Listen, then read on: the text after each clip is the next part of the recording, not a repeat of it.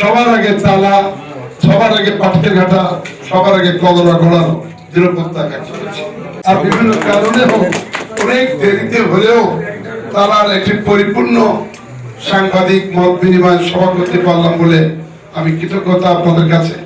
আপনারা সেটাকে হাজির হয়েছেন, এজন্য সর্বাত্মকভাবে আপনাদের সুন্দর আগামী ভবিষ্যৎ, সবাই মিলে নতুন বাংলাদেশ, সবার আগে বাংলাদেশ, সবার আগে বাংলাদেশ গড়ার দৃঢ় প্রত্যয় ব্যক্ত করছি।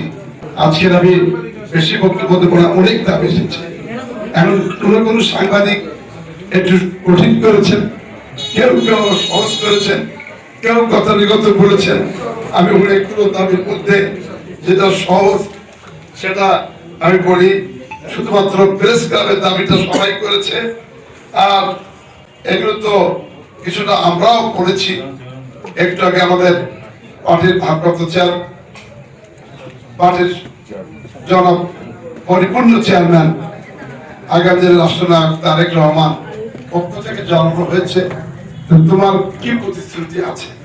স্বাভাবিক কারণে এর মধ্যে আমি বলেছি, সবাই তারা তো জানে, যেটা তার মাননীয় প্রধানমন্ত্রী বেগম খালেদা জিয়ার দেওয়া থানা আমাদেরও তার সন্তানের কাছ থেকে, তার আগামী রাষ্ট্রনায়ক তারেক রহমানের কাছ থেকে যেন পরিপূর্ণ উপজেলা করার তৌফিক দান করেন। আমি আরেকটি কথা এসেছে, পাটকেল ঘাটার পরে তারা মানুষের প্রাণের দাবি একটি পৌরসভা, সেটাও বলেছে। আবার বাইপাসের কথা বলেছে, বাইপাস তো চাইতে হলো আমাদের পৌরসভা সবচেয়ে পাটকেল ঘাটা, তারপরে আপনার নগরঘাটা জলবদ্ধতায় ভরপুর, এবং এদিকেও জলবদ্ধতার কথা, ড্রেনেজ ব্যবস্থা না থাকার কারণে অথবা সেই পানির স্বাভাবিক নাব্যতা না থাকার কারণে, মানুষ সিলটেড হওয়ার কারণে আমরা ক্ষতিগ্রস্ত হয়েছি। এই দীর্ঘ সময় কেউ বলেনি যে মাইকেল মধুসূদন দত্তের সেই স্মৃতি বিজড়িত কপোতক্ষ নদ, হে নদ তুমি পড়ো মোর মনে, সতত তোমারই কথা ভাবিয়ে বিররে, এই ঐতিহাসিক নদীটির মায়ের দুধের চাইতে স্বচ্ছ পানির সাথে তুলনা করা হয়েছে। এই মায়ের দুধের পানিটি আজকে যে দুই পাশ ভরাট হচ্ছে, দুই পাশ ভরাটে ব্যক্তি মালিকানায় চলে যাচ্ছে, এটা আমার মনে হয় আপনারা লেখেন কিনা জানি না, আমি এটা মনে করি এটা অধিকার পুনর্বাসন হওয়া উচিত, ফিরে আসা উচিত। মনা বা আগে আমরা বলতাম ইসলামী মূল্যবোধ, দুটোকে সমন্বয় করতাম। জাতীয়বাদী ইসলামী মূল্যবোধ এখন আমরা দুই প্রান্তে অবস্থান করছি। আমরা যে ইসলামের বাইরে তা তো না, আমরা একজন মুসলমান, কিন্তু মুসলমান নিয়ে যেন অপেক্ষা না, আশা ভরসার স্থান হলো তৃণমূল, জনগণ, জনগণই সকল ক্ষমতার উৎস। আর তাই যদি হয়ে থাকে, ভোট ভিক্ষা যেটা এবার যাচ্ছি আমরা, এই পরিবেশটা ছিল না বিধায় আজকে খামখেয়ালি ভাবে দেশ পরিচালিত হয়েছে। আমি এই আদর্শে বিশ্বাসী নই।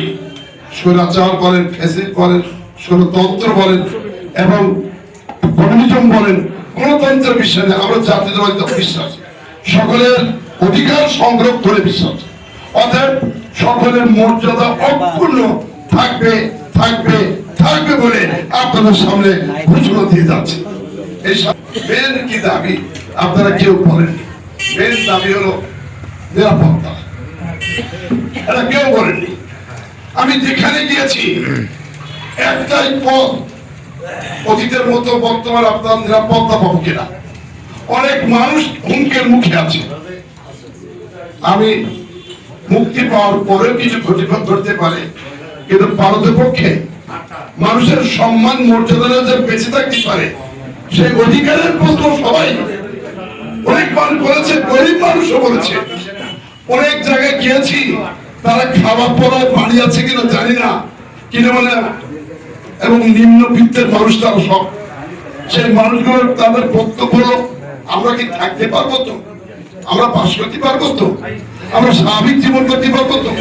আমি তাই তাদেরকে আশ্বাস করেছি, আমি আমার জীবনের শেষ রক্ত দিয়ে তাদের নিরাপত্তা বেষ্টনী দিয়ে হিন্দু, মুসলমান, খ্রিস্টান, বৌদ্ধ সবাই মিলে ওরা একই বিন্দে দুটি কুসুম হিন্দু মুসলমান, মুসলমান আমার নয়নের মণি, হিন্দু আমার প্রাণ, এটাকে জানিয়ে দিয়েছি। জীবন জীবনে তাদের পাশে থাকবো, এই প্রতিশ্রুতি আমি দিয়েছি। তার জন্য দোয়া করবেন যেন আগামী নির্বাচনে অবাধ, সুষ্ঠু, নিরপেক্ষ নির্বাচনের মধ্যে দিয়ে আমরা যেন আমাদের জায়গায় দীর্ঘ অপেক্ষায় ছিলাম। যে কথাটি না বললে নয়, আমি ক্লান্ত। তারপরে যেহেতু মাইক পেয়েছি, দীর্ঘ অপেক্ষায় ছিলাম। আমরা 18 বছর মহা সংকটের মধ্যে দিয়ে সংগ্রাম করেছি। আমরা 9 বছর সামরিক শাসন বিরোধী আন্দোলন করেন। জয়নাল জাফর, দিবালী শাহ, রয়পুর মিয়া, তিতাস, সেলিম, দেলোয়ারের রক্তে রঞ্জিত ঢাকার রাজপথে আমার নেত্রী বেগম খালেদা জিয়া এসেছিলেন।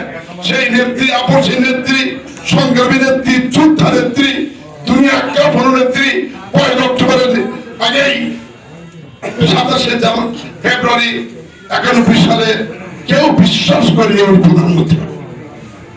একটা মানুষ এত বড় চমক দেখাতে পারে। 91 সালে সেটা হয়েছিলেন। 9 বছরের দুঃশাসন হোক, আর সেই কথা বলে তিনি ক্ষমতায় গিয়েছিলেন, প্রধানমন্ত্রী হয়েছিলেন। প্রথম নারী প্রধানমন্ত্রী বেগম খালেদা জিয়া।